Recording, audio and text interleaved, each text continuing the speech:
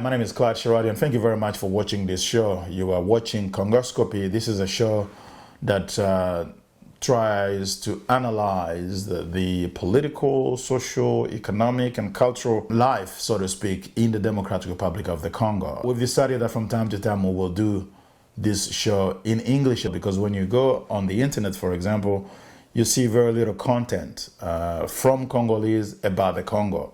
A lot of the content that is there is content that has been produced by international media, international organizations, and the Congolese themselves don't produce much content in English. There's a lot of it in French and Lingala, but not in English. But I suppose it is important for us to feel the World Wide Web, the internet, with content in English that explains the Congo from Congolese perspective.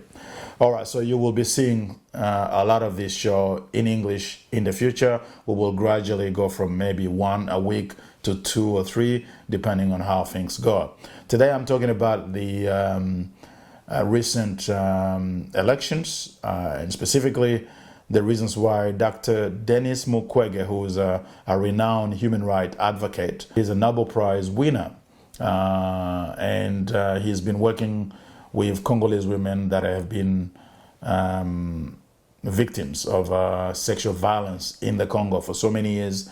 So this is a person who is known quite widely on the international stage. Besides his Nobel Prize, he received many other prizes from Europe, and he goes in many conferences around the world to talk about the situation in the Congo.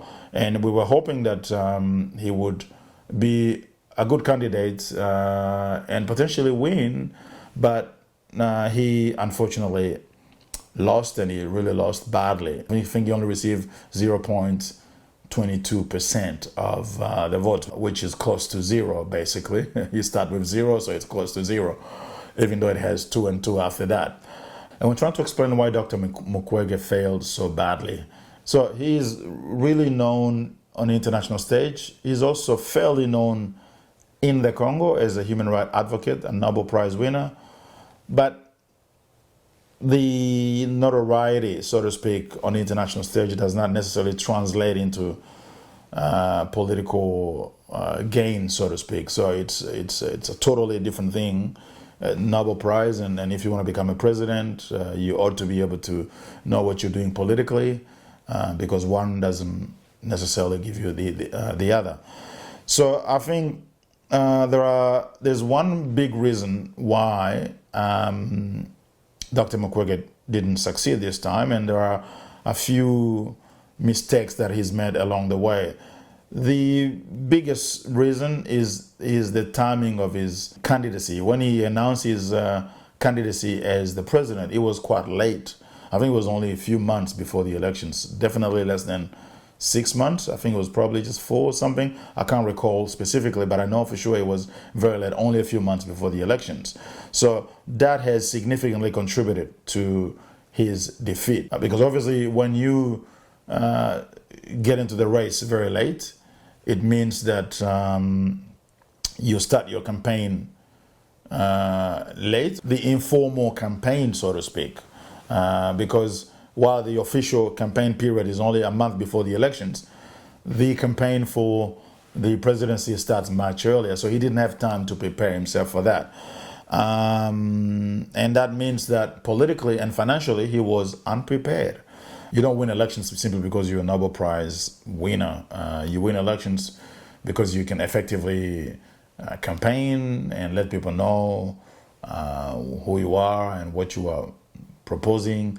And even though in the Congo and much of Africa, the voting, people don't vote just because this person has a very good program for the country, but it's more on a sociological level because this guy is a member of my tribe or my ethnic region or whatever.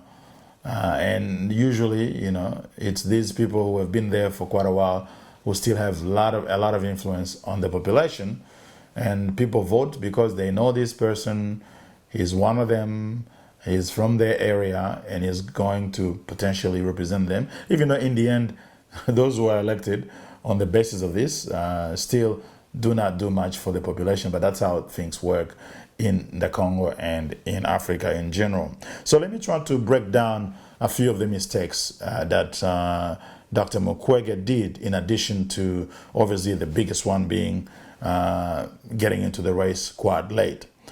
I think number one, he could have waited for the next elections, because this election of 2023, you had President Tshisekedi, who was running for the second term. Many presidents run for the second term have a lot of chances of success. So Mukwege could have probably have waited to run for the second one, because at the next elections, he'll probably have more chances. So potentially he could have waited for the next elections. Number two, he didn't have a political base. He's a doctor who's been working to help women suffering sexual violence from the war and many armed conflict that have been happening in the Congo over the last 20 or 30 years. So he's known for that, but that's one thing that doesn't necessarily translate into, a political standing that will get someone to win elections. So I think if he started his campaign or if he announced his candidacy much earlier, he would have had a lot more time to, mobilize his base. And I would say his base is probably the civil society. A lot of these entities would probably connect with him and would probably support him for the presidency, but he didn't have time to, because not only that you need to have a political base, but you also need to build a coalition. You need to build partnership with other politicians and other, renowned figures in the political or social national level, so that they can in turn influence others for you to multiply the chances for you to gain the votes that you need to win an election. So he didn't have any of that. And I also suspect he didn't have much money, because even though he's quite supported by big organizations and in Europe and America, it's one thing to have their support as a Nobel Prize winner. It's one thing to have the support of these organizations because you won a Nobel Prize, but it's another for them to give you money. They can give you money if they have enough time. You have to obviously communicate with them and try to sell them your project. And I think even some of his friends in the West were a bit surprised that he had decided to run, partly because he was so late, and I think they were not, they wouldn't understand why it took so long to run. And politics is what it is. It's not an easy game, so he should have prepared himself accordingly. But I think not everything is lost. I think Dr. Mukwege can make a good president. He still has a lot of chances of winning the elections if he takes his time to prepare himself well. I think the next election, 2028, would be a great opportunity for him. The fact that he's already put himself out there, people know that he has that political ambition to run the country. He said that he doesn't really want to become a career politician, but he sees himself as someone who has a responsibility and a mission to try to do more to help the Congolese people, because his work as a human rights advocate has not really had as much impact as he would like to see. So having political power will give him a lot more power to be able to create the sort of impact that he wants to have for this society, for the Congolese society to move forward. So I think he's right in that sense. Human rights work is good, but it doesn't necessarily change things dramatically. If you have political power, you can do a lot more. So obviously, politics is a different game. You need to know how to play that game, and you need to be able to work with people who can help you to achieve your goals. So we hope that Dr. Mukwege will be coming back in the next election in 2028, and that he would have a lot more chances of getting more votes and even potentially win. So let me know what you think of this. If you would like to contribute to this show from time to time, you are more than welcome. We'll be happy to invite you for an interview.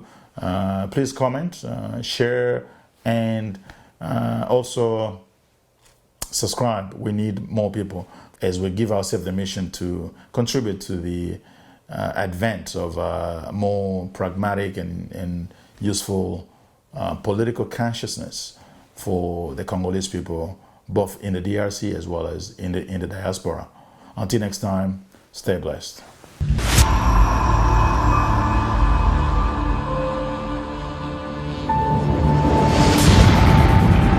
Yahweh, Yahweh, baby, Sanico.